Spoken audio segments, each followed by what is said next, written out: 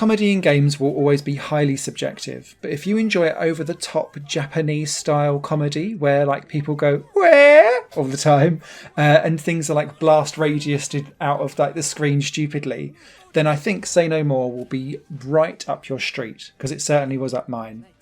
Say No More plays very similar to a on-rails bullet shooter, except instead of shooting bullets, you just scream no at everyone.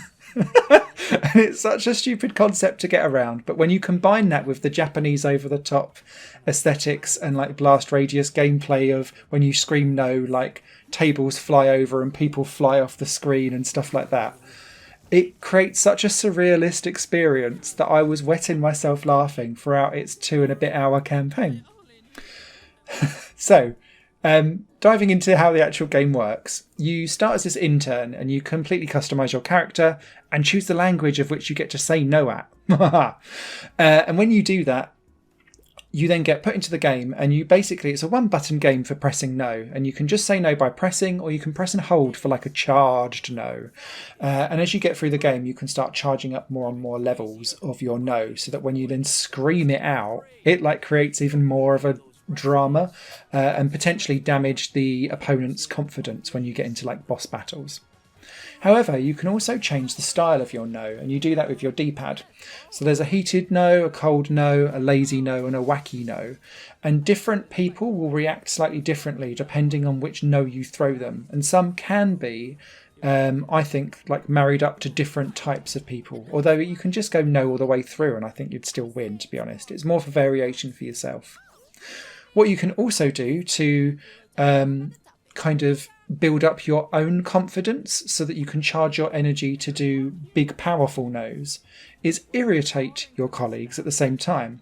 So you can laugh, clap, go, or you can like do a furious like nod as if like you're pretending to say yes, and then immediately just go like, no, and shout it and shoot them down in flames. What that all does when you're irritating your colleagues is it then builds up your confidence and lowers theirs. So the more confidence you have, the longer you can charge up and power your no. You just need to make sure that you let go of the no before you use before you use all of your power, because otherwise then you don't go a no, you just kind of do it, and it means that you have to kind of you lose points yourself that way. Each level sees you taking on different management in the corporation that you've signed up to, or potentially then like G'ing up your oppressed co-workers who have seen you start saying no, and no is forbidden in this corporation. Everyone must say yes to everything. And it's like a proper send-up of exactly how like that toxic corporate culture just invades absolutely every cell of your being. And having had to deal with that for the last 10 years where I work, it was quite cathartic to be going around screaming no at everyone. So maybe that played into the point of the humour. But what really worked for Say No More is that it doesn't repeat the same type of thing over again, even though this gameplay doesn't ever change. And that's what keeps it fresh. So whatever you're doing, like, creates a blast radius out. So tables go flying, ceilings collapse, pillars in the room fall over, like you blast people out of windows. There's a level in the park where like you're G'ing up your co-workers and then they're like gathering behind you like a march. So the more you G people up, like the bigger the crowd starts to become. And where it's all synced up with music and a fully voice acted story mode with every character voice acted and done well, it just all comes together for that surrealistic experience that I could not get enough with. It's been a very long time since I had to play a game from beginning to end with no break whatsoever, and Say No More was that game. I can't give it high enough praise. It just ticked all of the boxes, from unique gameplay to crazy soundtrack, crazy physics and the way how it's all done in a highly stylized feel. With a unique gameplay, and actually a serious message is hiding underneath, but it never needs to rear its head because you get it because of how stupid the game is. So yeah, this is one of the biggest, heartiest recommendations that I have for a game. Obviously you need to have the same type of comedy suit as I do. So if you like your over-the-top Japanese style stuff, then you'll love this. Or off-the-wall comedy, you'll love this too.